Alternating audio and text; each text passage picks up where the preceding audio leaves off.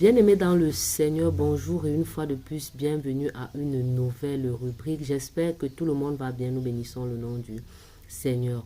Alors ce matin, nous terminons avec notre dernière catégorie selon la nature des dons de l'esprit, consigné en 1 Corinthiens chapitre 11, chapitre 12, autant pour moi, du verset 7 jusqu'au verset 11. La dernière classe, les dons de langue.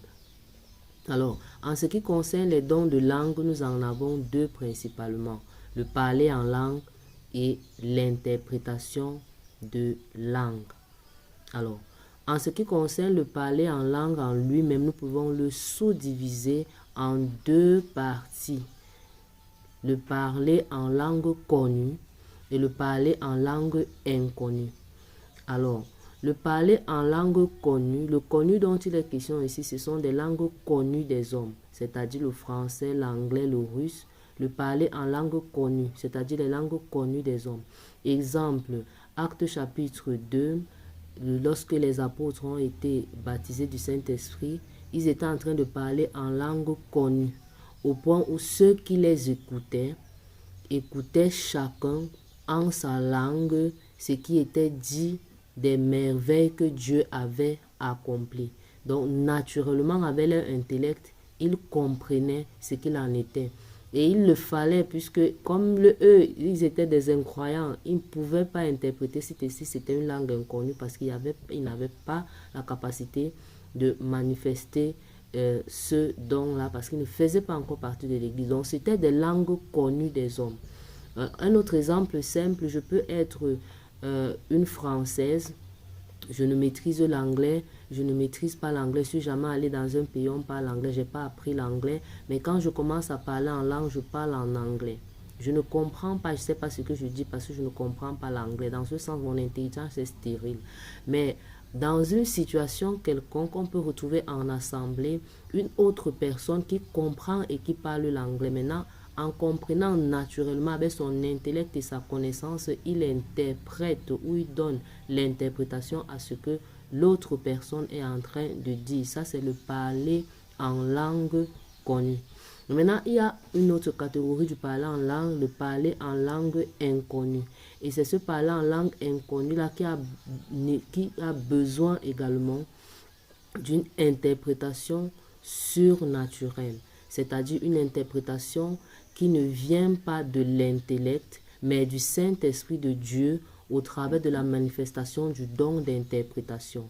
Donc, en ce qui concerne le don de parler en langue inconnue, il y a besoin qu'il y ait aussi une interprétation, le don d'interprétation, parce que c'est une langue qui n'est pas connue des hommes.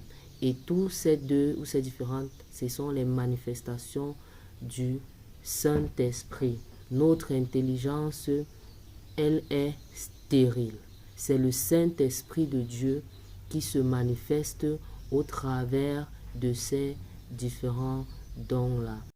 Donc, pour plus de récap en ce qui concerne le don du parler en langue, nous avons les langues connues et les langues inconnues. Les langues connues, c'est-à-dire les langues connues des hommes. Des langues que des hommes peuvent interpréter avec leur intellect. Ça, c'est le parler en langue connue. C'est-à-dire, je suis peut-être dans un pays africain et je commence à parler en russe. Je n'ai jamais été, je ne comprends pas le russe, mais il peut y avoir dans l'auditoire quelqu'un qui comprend le russe ou quelqu'un qui est russe, qui va comprendre naturellement ce que je suis en train de dire et le traduit naturellement avec son intellect. Ça, c'est ce qui en est des langues connues. Maintenant, les langues inconnues, c'est-à-dire inconnues des hommes, il n'y aura aucun homme sur la terre qui, naturellement, utilisant son intellect, ne pourra interpréter ce qui est en train d'être dit. Ça, c'est le parler en langue inconnue. Raison pour laquelle il y a donc besoin de deuxième type de don de langue, l'interprétation de langue qui n'est pas une interprétation basée sur notre intellect. Et cette interprétation ne vient pas de notre intellect, elle ne vient pas de l'intellect humain. C'est un don surnaturel du Saint-Esprit. Cette révélation nous vient du Saint-Esprit de Dieu et non de notre intellect. Dieu vous bénisse. À la prochaine pour une nouvelle rubrique.